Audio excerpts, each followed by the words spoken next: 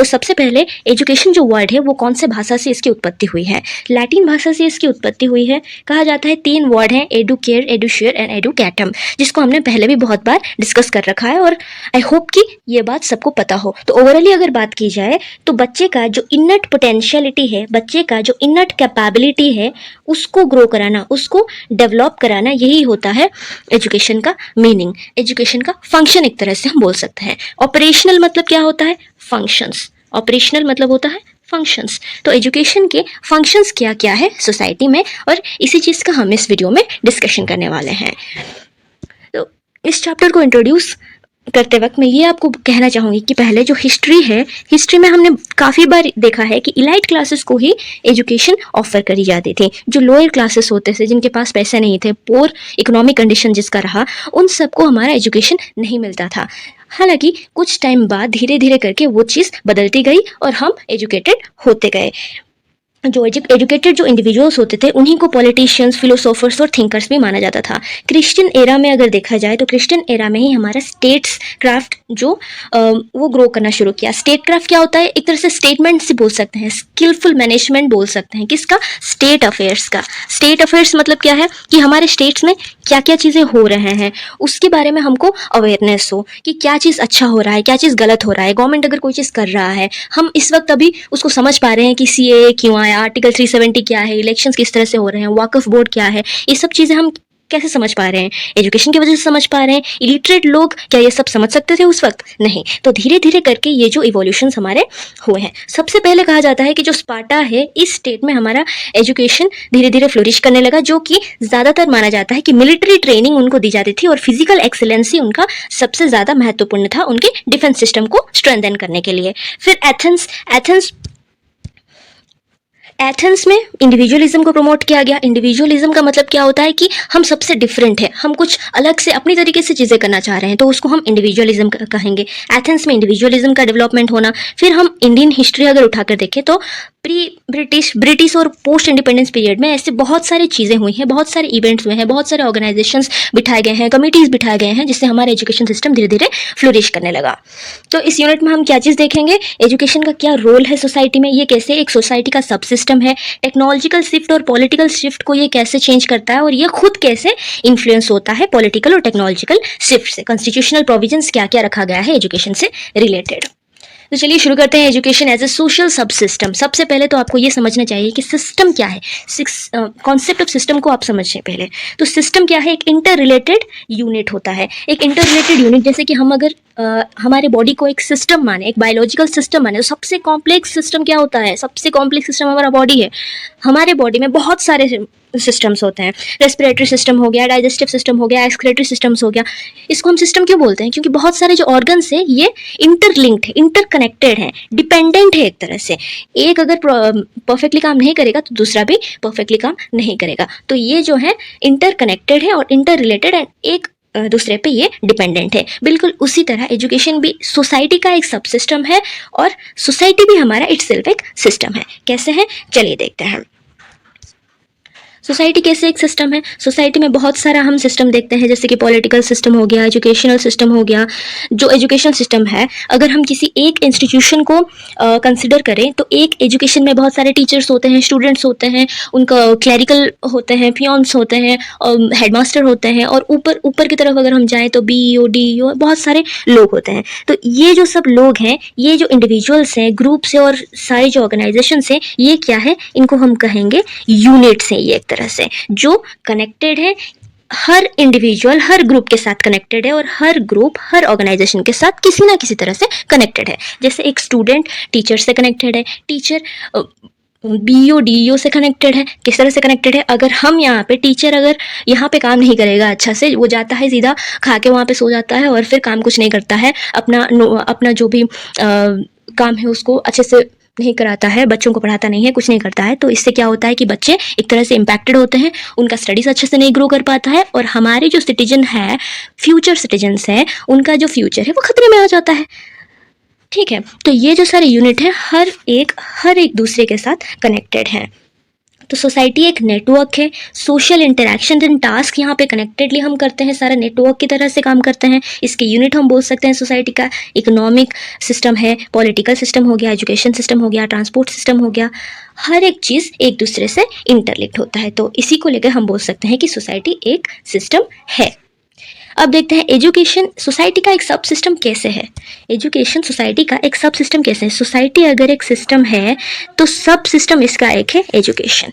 कैसे हम बोल सकते हैं कि एजुकेशन के अंदर, जैसे मैंने अभी एग्जांपल दिया कि अगर बच्चे का इम्प्रूवमेंट नहीं हो पा रहा है, वो स्कूल का हम डेवलपमेंट नहीं कर पा रहे हैं, टीचर रेगुलरली क्लासेस अटेंड नहीं कर रहे हैं, टीचर का मोरल डाउन हो रखा है, या कोई भी हम एग्जांपल उठा के देख सकते हैं जिसमें बच्चे का डेवलपमेंट नहीं हो पा रहा है। तो बच्चे का डेवलपमेंट अगर नहीं हो पा रहा है तो स्टेट का नहीं होगा, डिस्ट्रिक्ट का नहीं होगा, स्टेट का नहीं होगा, ना ही कंट्री का हो सकता है। तो ये जो बच्चा है, जो एक बच्चा है, वो एक टीचर से तो कनेक्टेड है। ये टीचर पूरा एक सब्जेक्ट से कनेक्टेड है, और ये जो पूरा सब्जेक्ट है ये किसी और से कनेक्टेड है, क्योंकि एक सब्जेक्ट अगर बच्चा नहीं समझ पा रहा है, एक टॉपिक अगर बच्चा नहीं समझ पा रहा है, तो वो टॉपिक किसी और से भी कनेक्टेड होगा। तो इस तरह से क्या होता है ना, धीरे धीरे चीज़ें डिस्टॉर्टेड वे में चला जाता है, और एक बच्चा जो उसका जो पोटेंशियल है, इनर कैपेबिलिटीज़ है, वो डेवलप नहीं कर पाता है। तो इसी तरह से हमारा सोसाइटी काम करता है। और इसके यूनिट्स हम फर्दर अगर देखें तो इसके बहुत सारे नेशनल बॉडीज़ भी है, यूजीसी, इग्नो, एनसीईआरटी, बहुत सारी यूनिवर्सिटीज़ हैं, बोर्ड, स्कूल्स, टीचर एसोसिएशंस है, पेरेंट एसोसिएशंस है। जैसे कि आप सभी ने अभी न्यूज़ में देखा होगा कि यूजीसी नेट का जो री एग्ज़ाम है उसको नहीं कराने के लिए पेरेंट एसोसिएशन PIL दाखिल किया था कोर्ट में। तो ये जो सारे यूनिट्स है, ये किसी तरह से एक ना एक दूसरे से ये क्या है, रिलेटेड है और इंटरलिंक्ड है, डिपेंडेंट भी है। अदर जो सिस्टम्स है इसके साथ कैसे कनेक्टेड है। अगर टीचर एक अच्छे से ट्रेंड ही नहीं है तो वो जाके स्कूल में करेगा क्या, उसका जो तरीका होगा पढ़ाने का वो बिल्कुल अलग होगा, मतलब पता नहीं क्या ही होगा, वो पढ़ाने के लिए काबिल भी है कि नहीं ये भी नहीं पता, अगर उसका ट्रेनिंग अच्छे से नहीं हो पाया है तो। फिर इसके जो एडमिशन पॉलिसीज़ हैं, कुछ के बहुत ज़्यादा स्ट्रिक्ट एडमिशन पॉलिसीज़ होते हैं, इसमें भी बहुत बच्चे इम्पैक्टेड होते हैं। तो कहीं ना कहीं हर एक चीज़, हर एक यूनिट एक दूसरे से कनेक्टेड है और डिपेंडेंट है। इसका कैरेक्टरिस्टिक हम किसको मान के चल सकते हैं कि इंडिविजुअलिज्म जो है, ये सोशल इंडिविजुअलिज्म को बिल्ड करने में हमको मदद करता है। जो एजुकेशन सोसाइटी का जो सब सिस्टम बनकर है, एजुकेशन में अगर हम फ्लोरिश करते हैं चीज़ें, एजुकेशनल डेवलपमेंट अगर हमारा होता है, बच्चों का होता है, एक सोसाइटी में जो सब बच्चे रह रहे हैं उनका होता है, तो धीरे धीरे जो हमारा नॉर्म्स एंड वैल्यूज़ है उनको वो रिस्पेक्ट करना सीखेंगे, और उसी को वो धीरे धीरे डेवलप करना सीखेंगे, और उसी को ट्रांसमिट भी करेंगे हमारे नेक्स्ट जनरेशन पर। सोसाइटी को मोल्ड करने के लिए ये मदद करता है। एजुकेशनल इंस्टीट्यूशन जो है ये मेनली काम करता है कल्चरल वैल्यूज़ एंड नॉर्म्स को इम्प्रूव करने के लिए। देखिए, दो चीज़ होता है, एक तो है ग्रोथ और एक है डेवलपमेंट। ग्रोथ सिर्फ फिजिकल को दर्शाता है, ग्रोथ सिर्फ फिजिकल डेवलपमेंट को दर्शाता है, जबकि डेवलपमेंट मोरल हो सकता है, फिजिकल हो सकता है, इंटेलेक्चुअल हो सकता है, सोशल हो सकता है, इमोशनल हो सकता है। तो इसको अगर हम ग्रोथ माने तो पूरा जो आप रेक्टेंगल देख रहे हैं ये डेवलपमेंट है। डेवलपमेंट का एक छोटा सा पार्ट होता है फिजिकल डेवलपमेंट, जिस फिजिकल डेवलपमेंट को हम बोलते हैं ग्रोथ। तो टोटल जो ओवरऑल डेवलपमेंट है ये कराने के लिए फॉर्मल इंस्टीट्यूशंस, एजुकेशनल इंस्टीट्यूशंस हमको मदद करते हैं। ये हमारे सब्जेक्ट जो एजुकेशन है इसको एनरिच करता है। जैसे कि बहुत सारे कमिटीज़ हैं, हम इसके बारे में यहाँ पे पढ़ते हैं, जिससे हमको पता चलता है कि हिस्टोरिकली क्या क्या चीज़ें हो रखी है, पहले से क्या क्या कमिटीज़ बन रखे हैं, किसमें क्या चीज़ एडवांस हो रखा है, और क्या क्या चीज़ें हमको बदलनी है हमारे एजुकेशन सिस्टम में, इस चीज़ को हम समझ सकते हैं। प्रॉब्लम सॉल्विंग का स्किल जो है ये हमको एजुकेशन फ्लोरिश करने से मिलती है। इसका ऑपरेशनल एस्पेक्ट, मतलब कि अब हम जा रहे हैं किसके ऊपर, फंक्शंस के ऊपर। ब्राउन के हिसाब से अगर देखें, अकॉर्डिंग टू ब्राउन, एजुकेशन क्या करता है, इंडिविजुअल का जो बिहेवियर है उसको बदलता है, इंडिविजुअल हो चाहे ग्रुप हो, क्योंकि एक इंडिविजुअल का अगर बिहेवियर बदल रहा है तो वो जिस ग्रुप में रहेगा धीरे धीरे कहीं ना कहीं या तो उस इंडिविजुअल का बिहेवियर बदल जाएगा या फिर उस ग्रुप का बिहेवियर बदल जाएगा। तो ब्राउन के अकॉर्डिंग अगर देखा जाए तो एजुकेशन क्या करता है, एक इंडिविजुअल का और एक ग्रुप का बिहेवियर बदलने में मदद करता है। वहीं अगर हैविगट्स न्यूगार्टन की बात की जाए तो वो बोलते हैं कि ये सोसाइटी को स्टेबलाइज करने में मदद करता है और सोशल चेंज में सोसाइटल आइडियल्स को भी इंप्लीमेंट करने में मदद करता है। सोशल चेंज में भी बहुत ज़्यादा इसका महत्व है। जॉर्ज पेन के बारे में देखा जाए तो एसिमिलेशन ऑफ ट्रेडिशंस को एसिमिलेट करने में ये मदद करता है और सोशल पैटर्न्स को डेवलप करने में मदद करता है। हालांकि इसके और भी बहुत सारे क्रिएटिव और कंस्ट्रक्टिव रोल्स है। एमिल लुर्कहेम के बारे में अगर बात करें तो ये बोलते हैं कि सोसाइटल जो नॉर्म्स एंड वैल्यूज है इसको ट्रांसमिट करने में ये मदद करता है और सोसाइटल होमोजिनिटी कहीं ना कहीं ये पैदा करता है। सोशल होमोजिनिटी होमोजेनिटी का मतलब क्या होता है? ये एक तरह से है कि एक सपोज हम एक ग्रुप के बारे में बात करें, इसमें 5 लोग हैं। ये जो ग्रुप है इसमें कहीं ना कहीं हर एक जो इंसान है उसका जो एटीट्यूड है हर दूसरे इंसान के साथ कहीं ना कहीं थोड़ा सा सिमिलर उसका परसेप्शन और एटीट्यूड रहा होगा। तो इसको डेवलप करने में भी एजुकेशन हमारी मदद करती है। की फंक्शन इसके क्या क्या हो सकते हैं? सबसे पहला है ट्रांसमिशन ऑफ कल्चर। कल्चर को ट्रांसमिशन करने में हमारा जो पहले से देखा जाए तो अभी भी बहुत सारे ट्राइब्स ऐसे हैं जिनके कल्चर धीरे धीरे लुप्त होते जा रहे हैं। क्यों? क्योंकि हम उसको कंजर्व करने की कोशिश नहीं कर रहे हैं। हाँ, काफ़ी हद तक कर भी रहे हैं पर वो चीज़ अच्छे से नहीं हो पा रहा है।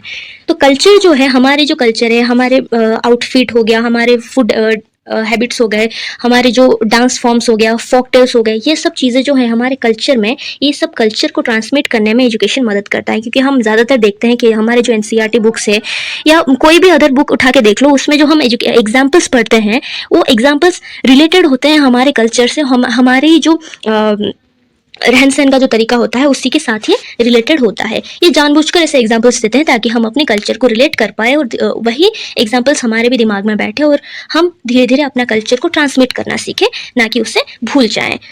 फ्रेंच बोझ का कहना है कि कल्चर जो है ये सोशल हैबिट्स को इंक्लूड करता है जो कि इंडिविजुअल बिहेवियर को बहुत ज़्यादा अफेक्ट करता है।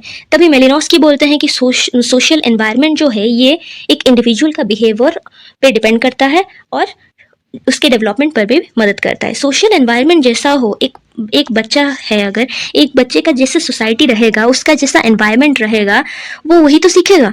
हम हर जगह आजकल एड्स में देखते हैं, सीरियल्स में देखते हैं कि बच्चा हमेशा अपने घर पे जो लड़ाई झगड़ा हो रहा है उसको देख करके बहुत ज़्यादा बिगड़ रहा है, उसका एटीट्यूड बहुत ज़्यादा बिगड़ रहा है। वो क्यों होता है? वो क्योंकि सोशल एनवायरनमेंट जैसा रहेगा, बच्चा उसी में से ही चीज़ें ग्रास्प करता है, उसी में से ही चीज़ें सीखता है। तो मेलिनोस्की ये बोलते हैं कि जो सोशल एनवायरनमेंट है वो एक इंडिविजुअल का बिहेवियर और डेवलपमेंट पे बहुत ज़्यादा इफेक्ट करता है। एजुकेशन क्या करता है? ट्रांसमिट करता है हमारे कल्चर को, हमारा पास्ट प्रेजेंट फ्यूचर नीड्स क्या क्या है इसको भी एसेस करता है। यहाँ आता है और एक वर्ड, इंकल्चरेशन। इंकल्चरेशन का मतलब क्या है? Just to transmit the cultural norms. हमारा जो भी नॉर्म्स है उसको ट्रांसमिट करना, वो चाहे फॉर्मलाइज्ड वे में हो या फिर इनफॉर्मलाइज्ड वे में हो। सेकेंड आता है हमारा training for specialized roles. Specialized roles के लिए हमारा ट्रेनिंग होना, जैसे कि स्पेशलाइज्ड प्रोफेशंस हैं, टीचर हो गया, डॉक्टर हो गया, इंजीनियर हो गया, ये सब क्या है? स्पेशलाइज्ड रोल्स ही तो हैं। ठीक है, तो स्पेशलाइज्ड रोल्स के लिए हमारा जो स्कूल से जो इंस्टीट्यूशंस है, फॉर्मल इंस्टीट्यूशंस है, हमको कहीं ना कहीं बहुत ज़्यादा हेल्प करते हैं कॉम्प्लेक्स रोल्स को डेवलप करने में। एक अच्छा सिटीजन बनना सबसे ज़्यादा इंपॉर्टेंट हो रखा है आजकल के ज़माने में। अगर बात की जाए तो इसको भी अगर हम एक स्पेशलाइज्ड रोल की तरह माने तो इसको डेवलप करना सबसे ज़्यादा इंपॉर्टेंट हो गया है। मोरल को डेवलप करना, एथिक्स को डेवलप करना आजकल के एक बहुत ज़्यादा स्पेशलाइज्ड रोल है जिसको करना ही चाहिए, किसी भी तरह हो। ऐसा नहीं है कि खाली बीईडी पढ़ा दिया, वैल्यू एजुकेशन पढ़ा दिया स्कूल में तो हो गया, नहीं। अपने बिहेवियर में बदलाव चाहिए, टीचर्स के बिहेवियर में बदलाव चाहिए सबसे पहले, क्योंकि टीचर एक रोल मॉडल होता है बच्चों के लिए। ठीक है, तो स्पेशलाइज्ड रोल के लिए ट्रेनिंग देना। सोसाइटी में हम किस तरह से रहेंगे, सोसाइटी में एक बच्चा किस तरह से सर्वाइव कर सकता है, सोसाइटी में किस तरह के नॉर्म्स एंड वैल्यूज़ हैं उसको एक्सेप्ट करना, ये सब रोल्स हमें कौन सिखाता है? फॉर्मलाइज्ड इंस्टीट्यूशंस, हमारे स्कूल्स ज़्यादातर इसमें रोल प्ले करते हैं। टैलकोट पार्सन्स की अगर बोला जाए तो ये बोलते हैं कि स्कूल एक ऐसा ब्रिज है फैमिली और सोसाइटी के बीच का, जो कि हमारे स्टैंडर्ड्स को अचीव करने में, एस्टेब्लिश करने में हमको मदद करता है। एजुकेशन क्या करता है? टेक्नोलॉजिकल एडवांसमेंट को अडेप्ट करने में मदद करता है, जो कि हमको कहाँ से मिलेगा? लाइफ लॉन्ग लर्निंग से मिलेगा। लाइफ लॉन्ग लर्निंग को हम ज़्यादातर जगह में LLL के जैसे देखेंगे, LLL की तरह मतलब लिखा हुआ मिलेगा हमको। तो लाइफ लॉन्ग लर्निंग क्या है कि हम कंटिन्यूसली एक चीज़ को कर रहे हैं। अभी इग्नो का भी मतलब क्या है? इग्नो बोलता है कि आप लाइफ लॉन्ग लर्निंग करो, आपका लर्निंग कभी बंद नहीं होना चाहिए। Teachers never cease to learn. सिर्फ टीचर नहीं, कोई भी इंसान जो है वो सीखने से वंचित नहीं होना चाहिए कभी भी। ऐसा नहीं है कि सिर्फ हम सर्टिफिकेट के लिए ही पढ़ रहे हैं, हमको 90% मार्क आ गया, हमको 98% मार्क आ गया, पर हम वो जो नॉलेज है उसको हम कहीं पे यूटिलाइज ही नहीं कर पा रहे हैं, उसका हमको प्रैक्टिकलिटी ही नहीं पता है। तो नॉलेज जो है वो हर एक चीज़ का हमको होना चाहिए और उसको एक्वायर करती रहनी चाहिए। कल्चरल हेरिटेज थर्ड आता है, जिसको बदलने के लिए एजुकेशन मदद करता है। कल्चरल हेरिटेज मतलब हम इसमें और एक चीज़ देखेंगे, एकल्चरेशन। एक हमने पढ़ा एनकल्चरेशन और एक है एकल्चरेशन। एनकल्चरेशन मतलब एसिमिलेट करना, एक एनकल्चरेशन मतलब जो ट्रांसमिट करना, हमारा जो कल्चर है उसको ट्रांसमिट करना हमारे नेक्स्ट जनरेशन को। और एकल्चरेशन मतलब क्या है, न्यू कस्टम्स एंड ट्रेडिशंस को हम एडाप्ट कर रहे हैं। जैसे कि हम देख सकते हैं कि जब ब्रिटिश नहीं थे हमारा ट्रेडिशंस अलग था। जैसे कि हमारे ब्रिटिश इंडिया में आए और उसके बाद उन्होंने धीरे धीरे इंग्लिश एजुकेशन में कॉलोनी लगाया, फिर धीरे धीरे बहुत सारे एडवांसमेंट्स होने लगे और हम वेस्टर्नाइज होने लगे धीरे धीरे। तो हम अपने कल्चर को छोड़कर दूसरे के कल्चर को अपनाने लगे हैं, इसको हम बोलेंगे एकल्चरेशन। ठीक है, तो एनकल्चरेशन ट्रांसमिट करना कल्चर को, और एकल्चरेशन मतलब न्यू कस्टम्स एंड वैल्यूज को अडॉप्ट करना। एकल्चरेशन का अगर देखा जाए तो इसका प्रोज अगर देखा जाए तो ये बैलेंस करता है स्टेबिलिटी एंड चेंज को, ये बैलेंस करता है स्टैग्नेशन को, ये प्रिवेंट करता है। स्टैग्नेशन मतलब कि स्टैटिक हो जाना, बिल्कुल हमारा जो कल्चर है वैसे ही स्टैटिक हो जाना। देखिए हमारे कल्चर में भी बहुत सारी चीज़ें ऐसे हैं जिसको हम कंजर्व करना चाहिए, जिसको हमें कंजर्व नहीं करना चाहिए। तो किस चीज़ को हमें कंजर्व करना चाहिए उसको हम कंजर्व करें, जिस चीज़ों को कंजर्व नहीं करना चाहिए उसको धीरे धीरे सोसाइटी से डिस्कार्ड कर देना चाहिए। तो ये जो है ये स्टैटिक नहीं बनने देता है हमारे सोसाइटी को, और कल्चरल कंटिन्यूटी को ये प्रमोट करता है। समरी अगर देखा जाए तो इसमें हम देखते हैं क्या क्या फंक्शन है एजुकेशन का। एजुकेशन ट्रांसमिट करता, कल्चर को ट्रांसमिट करता है, इंडिविजुअल को स्पेशलाइज्ड रोल के लिए प्रिपेयर करता है, सोसाइटल चेंजेस को प्रमोट करता है, और cultural continuity and progressive vision की तरफ की वो देखता है। नेक्स्ट, सोशल चेंज कैसे होता है एजुकेशन के थ्रू। एजुकेशन के थ्रू सोशल चेंज कैसे होता है, अगर एजुकेशन कमीशन के बारे में बात की जाए, एजुकेशन कमीशन यानी कि कोठारी कमीशन, कोठारी के अकॉर्डिंग अगर हम देखें तो एजुकेशन ही एक क्रूशियल रोल प्ले करता है, किसमें, सोसाइटल चेंजेस को एक ब्रॉड तरीके से उभर कर आने के लिए हमको कौन मदद करता है, एजुकेशन ही एक इंस्ट्रूमेंट की तरह काम कर सकता है, एक टूल की तरह काम कर सकता है जो कि मैक्सिमम लोगों तक पहुंच पाती है। ठीक है, तो role of society and individual, society का और इंडिविजुअल का इसमें रोल क्या है, जितना भी सोसाइटल नॉर्म्स है उसमें रिफॉर्म लाना एक इंडिविजुअल ये कर सकता है। जो चीज़ हमको रिफॉर्म लाना चाहिए उसमें हम रिफॉर्म लाएंगे। जैसे कि हमने बहुत सारे रिफॉर्मिस्ट हमारे रहे हैं जो कि इन सब में रिफॉर्म लाए हैं, जैसे कि सती प्रथा हो गया, एबोलिश किया गया उसको, इन सब चीज़ों को एबोलिश किया गया क्योंकि ये हमारे लिए सही नहीं था, सोसाइटी के लिए सही नहीं था, तो इसको हमने बदल दिया। तो ये सब करने के लिए हमारा सोसाइटी और इंडिविजुअल उसको ड्यूटी समझना चाहिए। ठीक है, द प्रोसेसेस जनरली हम बोल सकते हैं कि साइक्लिकल प्रोसेस है। एक इंडिविजुअल अगर करेगा तो धीरे धीरे क्या होगा, एक ग्रुप भी कर सकता है, धीरे धीरे एक कम्युनिटी भी कर सकता है, धीरे धीरे और भी बहुत सारे लोग हमारे साथ जुड़ सकते हैं जो कि रिफॉर्म की तरह एक काम करेगा। एजुकेशन का डुअल रोल हम बोल सकते हैं कि ये करता है बैलेंस, किसके बीच में, कंजर्वेटिज्म और प्रोग्रेसिविज्म के बीच में ये एक बैलेंस की तरह काम करता है। किस चीज़ को हमें कंजर्व करना चाहिए और किस चीज़ को हमें प्रोग्रेस करना चाहिए। प्रोग्रेस मतलब कि कौन से को हम बदलना चाहते हैं और कौन से को हम कंजर्व करना चाहते हैं। ठीक है, कौन से कल्चर को हम कंजर्व करना चाहते हैं, कौन से कल्चर को हम प्रोग्रेस करना चाहते हैं, बदलना चाहते हैं, उसमें मॉडिफिकेशन हमको चाहिए। और क्या करता है ये, chaos को प्रिवेंट करता है और स्टैग्नेशन को भी प्रिवेंट करता है। सोशल ऑर्डर में जो स्टैग्नेशन है इसको प्रिवेंट करता है। सोशल ऑर्डर में हम और एक चीज़ भी देखेंगे, social mobility. Social mobility, mobility क्या है, मोबिलिटी मतलब कि मूव करना, मोबिलिटी मतलब मूव करना, मोबिलाइज करना। तो एक स्तर से दूसरे स्तर को हमारा इम्प्रूवमेंट होना, इसको हम बोल सकते हैं मोबिलाइज करना, मूवमेंट करना। ये दो तरीके के हो सकते हैं, vertical mobility and horizontal mobility. अगर एग्जांपल से समझाने की कोशिश करूँ तो सपोज कि आप एक प्राइवेट स्कूल में काम करते थे जहाँ पे आपको 8,000 महीने का सैलरी मिलता था। फिर आपने क्या किया, यहाँ पे कुछ प्रॉब्लम हुआ तो आप क्या करते हैं कि दूसरे स्कूल में चले जाते हैं जिसका सैलरी भी 8,000 पर महीना है। फिर क्या हुआ ना, आपके दिमाग में सडनली आया कि अरे यार कब तक ये चीज़ करता रहूंगा। फिर आप ट्राई किए गवर्नमेंट जॉब। गवर्नमेंट जॉब में आपको क्या हुआ, 50,000 का महीना आपको सैलरी मिलने लगा। तो इसमें क्या है कि यहाँ से यहाँ जो आए आप, इसमें हम बोल सकते हैं कि वर्टिकल मोबिलिटी हुए, और यहाँ से यहाँ जो आए आप, इसमें हम बोल सकते हैं कि आप यहाँ से यहाँ जो आया आप, इसमें आपका हॉरिजॉन्टल मोबिलिटी हुआ। मतलब कि हॉरिजॉन्टल मतलब क्या होता है, ऐसे यहाँ 8K मिल रहा था, यहाँ पे भी 8K मिल रहा था। फिर क्या हुआ ना, सीधा आपको मिलने लगा क्या, 50K। तो यहाँ से यहाँ तक का आपका हुआ हॉरिजॉन्टल मोबिलिटी, और यहाँ से ऊपर जो आप बढ़े, ग्रोथ आपका जो हुआ, उसको हम बोलेंगे वर्टिकल मोबिलिटी। ठीक है, तो मोबिलाइज करने के लिए, सोशल ऑर्डर को मोबिलाइज करने के लिए ये बहुत ज़्यादा हेल्पफुल रहता है। इकोनॉमिक चेंजेस कैसे आते हैं, ऑब्वियस सी बात है, अभी जो मैंने एग्जाम्पल दिया 8K से आपका ये इकोनॉमिक डेवलपमेंट हो गया 50K तक का। एक इंडिविजुअल का हुआ, वैसे एक ग्रुप का भी होता होगा, एक कम्युनिटी का भी होता है। तो धीरे धीरे क्या होता है ना, हर एक का जो हमारा जो पर कैपिटा इनकम है ये धीरे धीरे से बढ़ने लगता है। तो हमारा जो कंट्री का टोटल इकोनॉमिक ग्रोथ है ये भी कहीं ना कहीं बढ़ जाता है। एजुकेशन का सोसाइटी के ऊपर क्या इम्पैक्ट है, तभी से वही हम डिस्कस करते आ रहे हैं कि सोशो इकोनॉमिक चेंजेस के लिए, पॉलिटिकल चेंजेस के लिए, हर एक चीज़ में एजुकेशन हमारे सोसाइटी को इन्फ्लुएंस करता है। पहले क्या होता था, जो इलिटरेट लोग थे उनको कुछ भी पता नहीं था कि चीज़ें कैसे हो रहा है, इलेक्शंस कैसे हो रहे हैं, या हमारे कॉन्स्टिट्यूशन में क्या लिखा गया है। अभी लोगों को पता है, लोग अवेयर हैं कि हाँ ये चीज़ यहाँ पे इस तरह से लिखा गया है, कॉन्स्टिट्यूशन में इस आर्टिकल में हमारे ड्यूटीज़ लिखे हुए हैं, इस आर्टिकल में हमारे फंडामेंटल राइट्स लिखे हुए हैं। हमको अभी चीज़ें पता है, जिसको हम लेके कोई भी अगर बिल आ रहा है, कुछ आ रहा है, तो हम उसको अपोज कर पा रहे हैं, हम उसको रोक पा रहे हैं, या फिर हम स्ट्राइक करते हैं, बहुत चीज़ें ऐसे करते हैं। तो पॉलिटिकल चेंजेस में, सोशियो इकोनॉमिक चेंजेस में काफ़ी हद तक मदद करता है एजुकेशन। जो भी एजुकेटेड लोग हैं वो सब बहुत ज़्यादा फ्लरिश कर रहे हैं एजुकेशन को लेके अपने अपने। तो चेंजेस अनकॉन्शियसली चेंजेस होते हैं एंड धीरे धीरे वो कॉन्शियस होता है और वाइडली एक्सेप्टेड भी हो जाता है। ब्रिटिश पीरियड में अगर देखें तो introduced western ways and traditions and practices जो वो लोगों ने इंट्रोड्यूस किया, इससे क्या हुआ कि अनकॉन्शियसली चीज़ें हमारे अंदर अडेप्ट होने लगी, उनके कल्चर को हम अडेप्ट करने लगे हैं, ठीक है। तो enabled individuals to pursue conscious societal changes. फिर धीरे धीरे हम समझने लगे कि कौन सा चीज़ हमको अडेप्ट करना चाहिए और कौन सा नहीं करना चाहिए, एंड कॉन्शियसली हम सोशल चेंजेस को एक्सेप्ट करने लगे।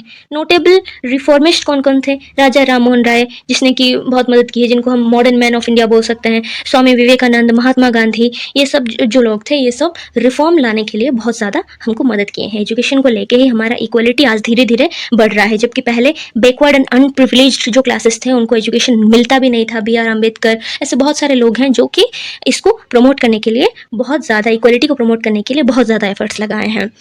वो वर्टिकल मोबिलिटी के बारे में हमने ऑलरेडी डिस्कस कर लिया है, जो कि हमको अपॉर्चुनिटी देता है अपना स्टेटस बढ़ाने के लिए और एक बेटर लाइफ कंडीशन देने के लिए। हम देखेंगे कि एजुकेशन और इकोनॉमिक डेवलपमेंट में किस तरह का रिलेशन है। इसको लेके आपके एग्जाम में क्वेश्चन भी आ सकते हैं कि एजुकेशन और इकोनॉमिक डेवलपमेंट के बीच में किस तरह का रिलेशन है, पॉजिटिव है कि नेगेटिव है, और बहुत सारे डायमेंशंस के ऊपर सोच के आपको इसका आंसर लिखना होता है। तो आप ये जो हेडिंग्स है उसको आप यूज़ कर सकते हैं एज इट इज़ अपने एग्जाम्स में, और उसका सब पॉइंट्स बना के आप खुद के ओपिनियंस उसमें लिख सकते हैं रिलेट करके। तो एजुकेशन और इकोनॉमिक डेवलपमेंट, जैसे कि मैंने पहले वीडियो में भी बोल रखा था कि मोबिलिटी के बारे में हमने डिस्कस कर लिया था। मोबिलिटी वर्टिकल मोबिलिटी होता है, हॉरिजॉन्टल मोबिलिटी होता है। अच्छा खासा एग्जांपल लेके हमने उसको क्लैरिफाई किया था। कम सैलरी के बाद जब हमको ज़्यादा सैलरी मिलता है, फिर हमारा जो अपलिफ्टमेंट होता है अपवर्ड डायरेक्शन में होता है, अपवर्ड मोबिलिटी हमारा होता है, वर्टिकल मोबिलिटी हमारा होता है, हमारा जो लाइफस्टाइल है वो सब कुछ हमारा बदल जाता है। तो एजुकेशन ने क्या किया, हमारा जो प्रोडक्टिविटी थी उसको बढ़ाई, जिसके कारण कि हम इकोनॉमिक डेवलपमेंट हमारा अच्छा खासा हो पाया। तो एजुकेशन का रोल क्या है डेवलपमेंट में, ये बिल्कुल एसेंशियल होता है हमारा सोशल और इकोनॉमिक डेवलपमेंट के लिए।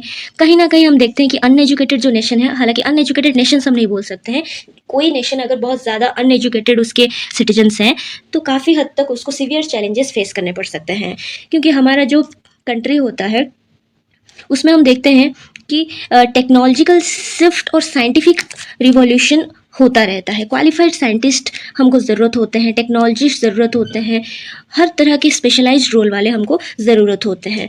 कहीं भी टेक्नोलॉजिकल शिफ्ट चाहिए, हमारा टेक्नोलॉजी में एडवांसमेंट चाहिए, साइंस में एडवांसमेंट चाहिए, तो हमको स्पेशली ट्रेंड इंडिविजुअल्स चाहिए रहते हैं। तो इसके लिए हमको एजुकेशन फ्लोरिश करना बहुत ज़्यादा इंपॉर्टेंट हो जाता है। मॉडर्न एग्रीकल्चर, पॉपुलेशन हमारा जानते हैं, हमारा जो कंट्री है सबसे ज़्यादा पॉपुलेटेड माना जाता है अभी, जो कि शायद एक डिकेड तक वैसे ही रहने वाला है, ठीक है। तो इसमें क्या होता है ना, हमारे जो पॉपुलेशन के नीड्स है हमको उसको भी फुलफिल करना रहता है, जो कि कैसे हो सकता है, मॉडर्न एग्रीकल्चर को बढ़ावा देने के बाद ये चीज़ पॉसिबल होता है। हमारा जो इंडस्ट्रीज़ है और मॉडर्न एग्रीकल्चर है, जैसे कि बहुत सारे हमारा बायो को लेके आजकल ज़्यादा ये किया जाता है, बायो पेस्टिसाइड्स हो गया, ये सब चीज़ों के बारे में बहुत ज़्यादा अवेयरनेस आजकल बनाया जा रहा है, ताकि हमारा जो एग्रीकल्चर है वो मॉडर्नाइज हो सके और क्रॉप यील्ड ज़्यादा हो सके हमारे पॉपुलेशन को मीट करने के लिए, ठीक।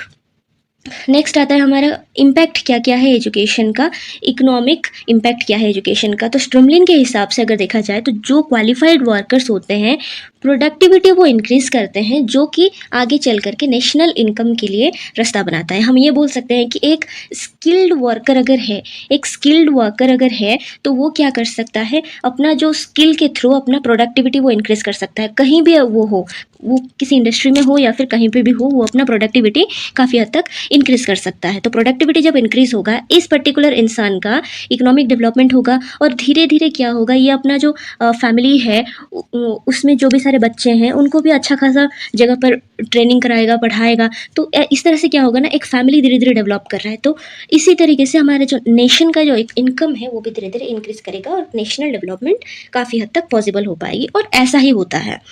पीटर ड्रकर के हिसाब से देखा जाए तो जितने भी मॉडर्न वर्क हैं वो एम्फसिस करते हैं नॉलेज और मेंटल स्किल्स को। आजकल बहुत ज़्यादा स्किल पे फोकस करी जा रही है। हमारा गवर्नमेंट जो है स्किल डेवलपमेंट गारंटी स्कीम ला रहा है ताकि स्किल डेवलपमेंट हो हमारे इंडियंस का और काफ़ी हद तक वो एम्प्लॉयबल हो सके। क्योंकि पहले अगर देखा जाए तो स्किल्स नहीं हुआ करती थी हमारे जो सिटीजन्स थे उनके पास, तो वो एम्प्लॉयमेंट के अर्निंग लिवलीहुड अर्न करने के लिए वो लोग कैपेबल नहीं हो पाते। तो कुछ ना कुछ स्किल ऐसा दो ताकि वो अपना लिवलीहुड खुद अर्न कर सके।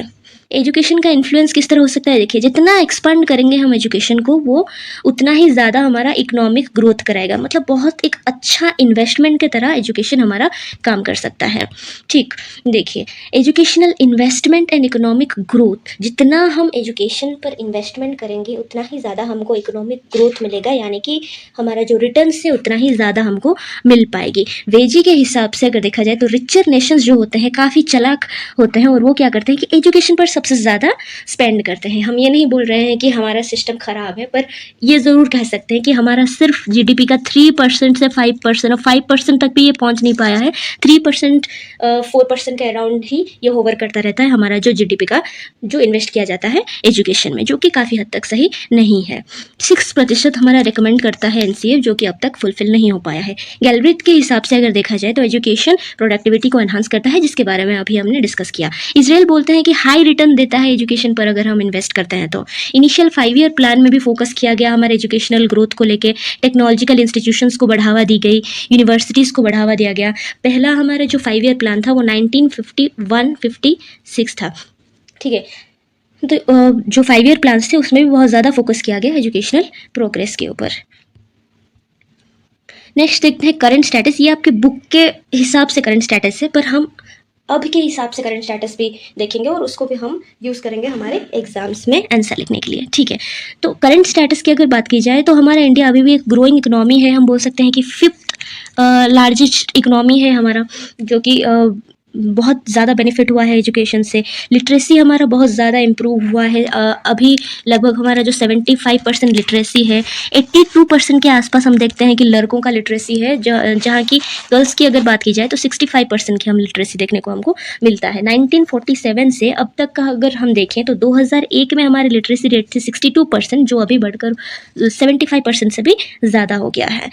टीचर्स के नंबर स्कूल्स में बढ़ रहे हैं, स्कूल्स भी बहुत ज़्यादा बढ़ रहे हैं। ये बोलते हैं ना कि मशरूमिंग ऑफ स्कूल्स बहुत ज़्यादा हम प्राइवेट स्कूल्स भी देखते हैं, पब्लिक स्कूल्स भी देखते हैं, यहाँ तक कि गवर्नमेंट स्कूल्स भी बहुत ज़्यादा आजकल हैं। इकोनॉमिक सर्वे 2005 और 6 के हिसाब से अगर देखी जाए तो जीडीपी ग्रोथ हमारा प्रोजेक्टेड था 8.1%। अभी की अगर बात की जाए तो हमारा जीडीपी ग्रोथ लगभग 7% के आसपास प्रेडिक्ट किया है आईएमएफ ने, इंटरनेशनल मॉनेटरी फंड ने। जुलाई में इसने कहा था 7% के आसपास हमारा जीडीपी ग्रोथ हो सकता है।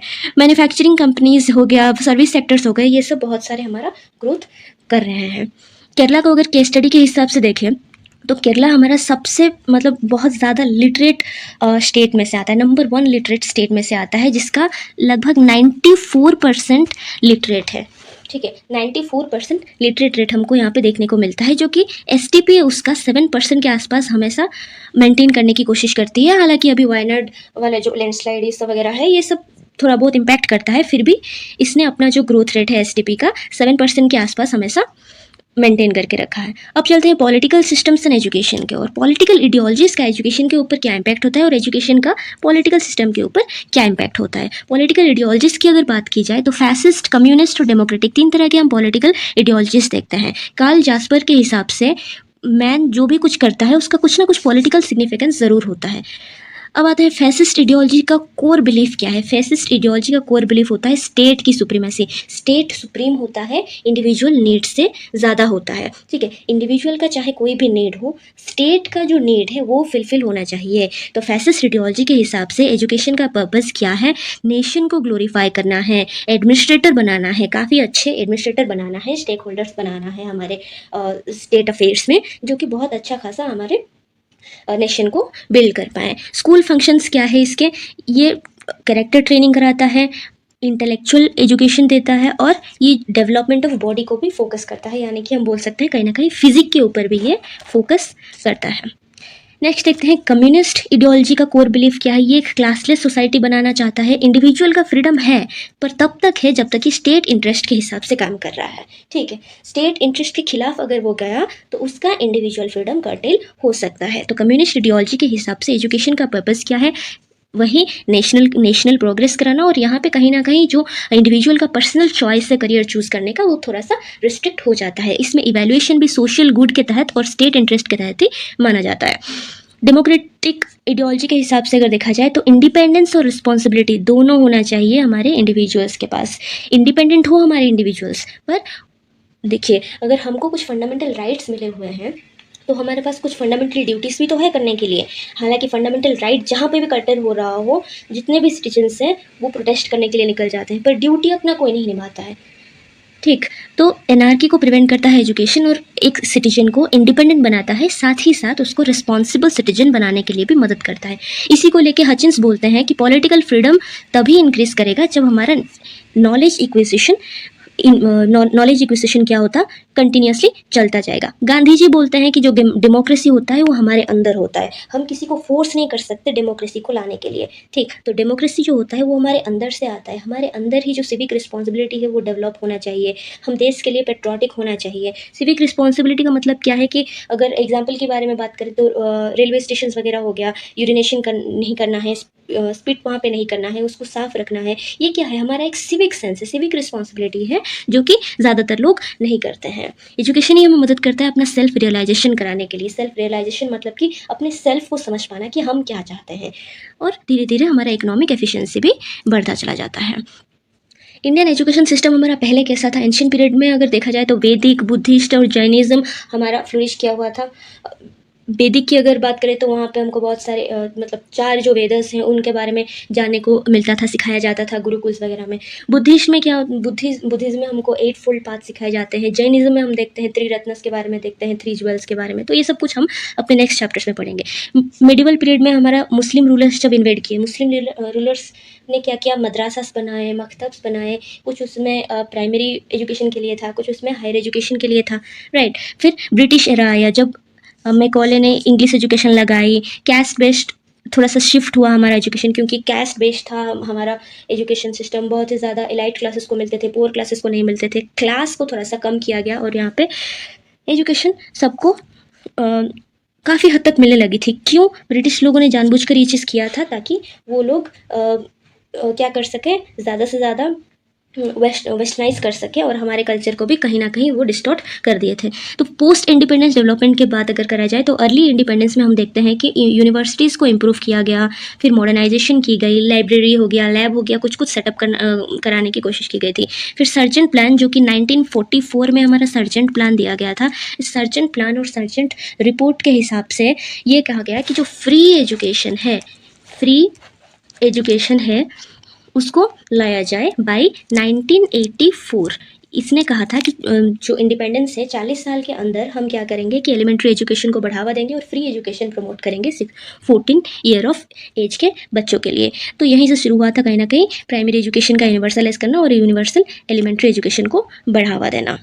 ठीक, फिर देखते हैं कॉन्स्टिट्यूशनल प्रोविजंस हमारे एजुकेशन रिलेटेड क्या क्या है। तो सबसे पहले तो मैं बोलना चाहूँगी कि आर्टिकल 21A जो है, आर्टिकल 21A जो है ये बोलता है हमारा compulsory free and education 6 to 14 years of age के बच्चों के लिए।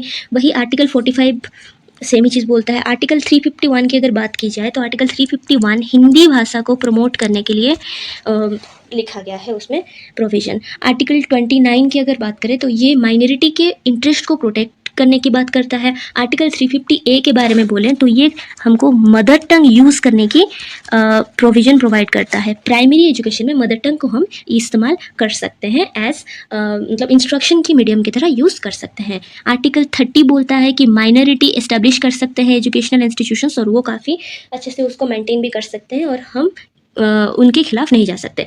आर्टिकल 28 बोलता है कि कोई भी एक रिलीजियस इंस्ट्रक्शन हम किसी भी स्टेट एडेड और नेशनल एडेड इंस्टीट्यूशन में नहीं दे सकते। आर्टिकल 15 डिस्क्रिमिनेशन के अगेंस्ट में जाता है, एंटी डिस्क्रिमिनेशन प्रोविजंस हैं आर्टिकल 15। आर्टिकल 16 में हम देखते हैं कि एम्प्लॉयमेंट में इक्वल अपॉर्चुनिटी हमको मिलता है, राइट। तो ये जो सारे आर्टिकल्स हैं ये हमको कहीं ना कहीं हमारे एजुकेशन को फ्लोरिश करने में हमको मदद करता है, और उसके साथ साथ माइनॉरिटीज़ के साथ कोई डिस्क्रिमिनेशन ना हो इसको भी सिक्योर करता है। नेक्स्ट देखते हैं कौन कौन से हमारे कमीशंस थे। हमारा जो इम्पोर्टेंट कमीशन है वो एजुकेशन कमीशन है, जिसको हम बोलते हैं कोठारी कमीशन। ठीक, कोठारी कमीशन आया था 1964-66 में, वो उन्होंने रिपोर्ट अपना दिया था। वो ज़्यादातर फोकस करते हैं मॉडर्नाइजेशन पे, क्रिटिकल थिंकिंग पे वो फोकस करते हैं, और वोकेशनलाइजेशन पे वो फोकस करते हैं। वोकेशनलाइजेशन यानी कि स्किल्स डेवलपमेंट के लिए वो फोकस करते हैं। नेशनल पॉलिसी ऑन एजुकेशन जो कि 1968 में आया था, 1986 में आया था, राइट, और प्रोग्राम ऑफ एक्शन 1992 में आया था, और अभी 2020 को हमारा NEP नेशनल एजुकेशन पॉलिसी आया था। तो 1986 NPE के तहत ये बोलता है कि यूनिवर्सल एलिमेंट्री एजुकेशन, इसको हमारे बुक में UEE लिखा हुआ मिलेगा। तो यूनिवर्सल एलिमेंट्री एजुकेशन को प्रायोरिटाइज़ किया जाए। नॉन फॉर्मल एजुकेशन, 3 तरह के एजुकेशन को हम ज़्यादातर देखते हैं, formal, informal and non formal. Non formal education में हमारा आ जाता है जैसे कि डिस्टेंस एजुकेशन वगैरह हो गया। तो नॉन फॉर्मल एजुकेशन के ऊपर भी ज़्यादा फोकस की जाए, जेंडर इक्वालिटी पे भी फोकस की जाए। ये किसने बोला था? नेशनल पॉलिसी ऑन एजुकेशन 1986 में कहा गया था।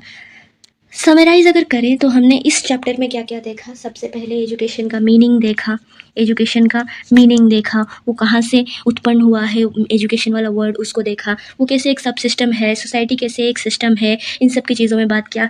थोड़ा बहुत हिस्ट्री के बारे में देखा, हिस्टोरिकल डेवलपमेंट किस तरह से हुआ है वो देखा, हिस्टोरिकल ओवरव्यू किया। एजुकेशन कैसे प्रिविलेज्ड लोगों को मिलती थी और अभी कैसे प्राइमरी एजुकेशन कंपल्सरी कर दी गई है, एलिमेंट्री एजुकेशन कंपल्सरी है, वहाँ तक का सफ़र देखा। कॉन्स्टिट्यूशनल प्रोविजंस हमारे लिए क्या क्या बनाया गया है जो कि हमारे एजुकेशन को इंश्योर करता है, सोशो इकोनॉमिक ट्रांसमिशन के लिए मदद करता है, वो देखा। और ऑनगोइंग चैलेंजेस क्या क्या है, किस तरह से हमको इम्प्लीमेंट करना है चीज़ें जिससे हम अपने एजुकेशनल गोल्स को अचीव कर सकें, राइट। तो यहीं पे हमारा यूनिट 1 ख़त्म होता है। तो नेक्स्ट वीडियो में हम शुरू करेंगे अपना यूनिट 2। तो till then bye bye, take care, have a nice day.